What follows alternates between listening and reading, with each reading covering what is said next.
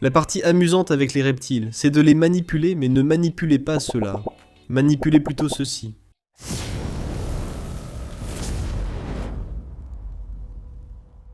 Manipuler des animaux.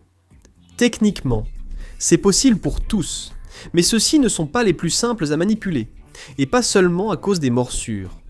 Je veux aussi aborder d'autres aspects. Alors commençons tout de suite avec le numéro 5, les grands varans. Comme vous le voyez, on peut manipuler de grands varans, mais peu de gens, comme Robert ici, vont leur tailler les griffes pour éviter de se faire lacérer, car ces animaux peuvent vraiment blesser avec leurs griffes. Je veux dire, ils vont vous lacérer. Ce n'est pas qu'ils essaient de le faire, c'est juste qu'ils sont faits pour s'accrocher aux branches d'arbres, et votre peau est douce et pathétique comparée à une branche d'arbre. Ce n'est pas qu'ils sont difficiles à manipuler, parce qu'ils veulent vous blesser. C'est juste peu pratique de manipuler quelque chose comme un varan aquatique, un varan à dentelle ou un varan crocodile. Parce que si ces griffes attrapent accidentellement votre visage, cela pourrait être un événement qui change la vie. Possiblement. Vous avez peut-être taillé leurs griffes, comme pour un chien. Je ne sais pas si on fait ça pour les chats. Je suis plus chien que chat. Les chats sont mignons, je n'en ai juste pas. Bref, il est possible que vous leur ayez taillé les griffes, et qu'elles ne soient pas aussi redoutables qu'elles pourraient l'être. Mais en même temps, ces animaux sont faits pour porter leur poids avec leurs griffes, en grimpant à un arbre, sur le flanc d'une colline ou peu importe. Et même si beaucoup de ces animaux ne peuvent pas être apprivoisés, mais socialisés, il faut quand même se méfier d'une morsure, parce qu'une morsure de varan aquatique ou de varan crocodile, surtout, ça peut vraiment changer une vie. Ce n'est pas juste un dragon barbu qui mord et fait saigner un peu. Là, il peut s'agir de points de suture et d'un passage à l'hôpital. Même si c'est peu probable, c'est quand même quelque chose dont il faut se méfier. C'est pourquoi je recommanderais plutôt les petits varans, évidemment. Maintenant, je comprends. Les petits varans n'ont pas le même attrait que les grands varans. Si c'était le cas, je ne rêverais pas d'avoir un varando Black Dragon ou un varan à dentelle. J'en ai vraiment envie, je n'ai juste pas la place. Donc à la place, j'ai eu des varans acquis comme Suzanne ici. Récemment, j'ai en fait échangé Suzanne contre une toute nouvelle espèce de varan que je n'avais jamais eue auparavant. Une que j'ai toujours voulu. J'ai trouvé quelqu'un cherchant une femelle acquis reproductrice, et j'ai obtenu un varan des rochers du Kimberley. Les varans des rochers du Kimberley sont vraiment géniaux. Un animal australien qui a ce cou incroyablement long, qui ressemble à un raptor. Mais ils sont tellement charmants, et ils semblent presque délicats. J'ai un chien qui s'appelle Nelly. C'est le chien le plus gentil du monde. Les varans des rochers du Kimberley me rappellent Nelly. Ils sont très bien élevés, avec un long visage, un cou stylé et un corps parfait. Semi-arboricole, ils nécessitent des terrariums plus hauts. On va donc en fabriquer un, il ne reste qu'à l'aménager. Si tu préfères une espèce indonésienne plutôt que les varans des rochers du Kimberley d'Australie, un varan arboricole pourrait convenir. Peu importe si tu en veux un vert, un noir ou un des bleus comme celui que j'ai. Les petits varans conviennent mieux à la plupart des gens, car même s'ils peuvent te griffer, cela causera surtout une gêne et un peu de sang, plutôt qu'une blessure nécessitant les urgences. En résumé, les petits varans sont plus faciles à manipuler. Si tu veux une vidéo complète sur le varan de Kimberley, ou peut-être les varans, dis-le moi en commentaire. Numéro 4, les serpents géants. Je ne dis pas ça seulement parce qu'ils vont te mordre, et ce n'est même pas le seul problème. Je veux dire, c'est une préoccupation, mais les serpents géants, je parle de, disons, plus de 3 ou 4 mètres, disons 4 mètres, c'est difficile à manipuler tout seul. Maintenant, il y a des cas extrêmes, comme ici où tu me vois manipuler un serpent de 7 mètres et 90 kilos. Il n'y a aucun moyen que je puisse manipuler Karma, le python réticulé, tout seul. J'ai essayé. Je pensais que ça irait. Je n'ai même pas pu faire l'intro de la vidéo parce que je n'avais plus de souffle. Aucun. Zéro. Et ça, alors que la moitié de son corps était par terre. Donc c'est tout simplement pas pratique et pas vraiment faisable pour la plupart des gens de taille normale de manipuler, vous savez, un animal de 4, 5, voire 6 mètres. C'est pareil pour les énormes pythons birmanes, les énormes réticulés, les pythons de Séba. Si vous voulez un serpent géant, mais dans un format plus petit, prenez un gros serpent. Je parle ici uniquement des versions naines, ce qui semble évident, mais certains ignorent qu'il existe des versions naines de python birman. Assez rares selon moi. Il est assez rare de trouver un python birman nain, mais il existe des pythons réticulés super nains, et nains qui sont vraiment faciles au Hamidi à trouver. J'en ai eu. Cette espèce n'est tout simplement pas faite pour moi. Je suis plutôt du genre python birman, mais les pythons réticulés... En fait, pendant que vous regardez ceci, je suis déjà allé au Reticulity de Python Fest, le Retic Fest, ce week-end. Je suis sûr que c'était génial. On a passé un bon moment, j'en suis certain. La vidéo arrive la semaine prochaine. Une communauté de passionnés de pitons réticulés, comme mon ami Garrett Hartle de Reach Out Reptiles, se spécialise dans les super nains, qui conviennent à beaucoup de personnes. Ce n'est pas trop mon truc, mais beaucoup les adorent. Ils sont très intelligents. Ce sont de magnifiques animaux, avec de nombreuses mutations. Leurs visages et leurs yeux sont fascinants. De plus, un python réticulé super nain ne refuse jamais de manger. Ils mangent à tous les coups. Et vous pouvez avoir des mâles adultes qui ne mesurent que 5 ou 6 pieds. Maintenant, ça paraît fou. Je pense que 6 pieds est le plus petit que j'ai vu. Mais mon pote Garrett a des mâles reproducteurs qui sont plus légers que des pythons royaux en termes de poids. Même les femelles, un animal de 10 pieds reste mince car ce sont des animaux semi-arboricoles.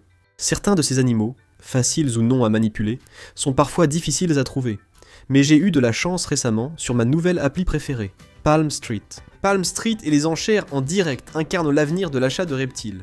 Si vous cherchez quelque chose d'unique, Palm Street propose une nouvelle fonctionnalité très utile. Je vous en parle dans un instant.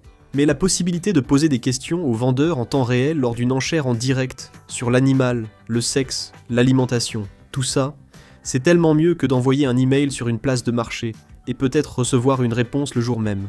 Réponse instantanée. Explication sur demande. Les enchères en direct ne durent que quelques minutes. Vous ne perdez pas toute la journée pour acheter un gecko à crête ou un python royal. Cependant, si vous êtes intéressé par des animaux de plus grande valeur, peut-être plus difficiles à trouver, Palm Street lance une nouvelle fonctionnalité. Le format d'enchère longue durée est là. L'animal débute à plus de 100 $ et l'enchère peut durer 3 jours. C'est le meilleur moyen de vendre des animaux à un public plus large ou à un prix élevé. Si vous êtes vendeur, un lien spécial vous attend ci-dessous. Acheter des reptiles, je trouve ça vraiment amusant de suivre les enchères et de voir comment ça se passe. Je participe à des enchères depuis des années, et des années. Celles de Palm Street sont plus amusantes car il existe une vraie communauté, sans bots ni arnaques. Je ne me suis jamais senti aussi en sécurité pour dépenser en ligne. Donc si vous cherchez à acheter votre nouveau reptile de rêve, il y a aussi un lien ci-dessous pour vous. N'oubliez pas de me suivre et de voir ce que je fais sur mon application préférée, Palm Street. Numéro 3. L'animal le moins manipulable. Les grenouilles. Je sais, ce sont des amphibiens, pas des reptiles. Vous allez sûrement me le rappeler. Je voulais les inclure car les amateurs d'amphibiens apprécient souvent aussi les reptiles. Et inversement. De plus, on préfère ne pas manipuler les grenouilles. Certaines espèces, comme les rainettes de White, ou les rainettes singes cireuses, supportent bien la manipulation. Mais il vaut mieux éviter de toucher la plupart des grenouilles à main nue.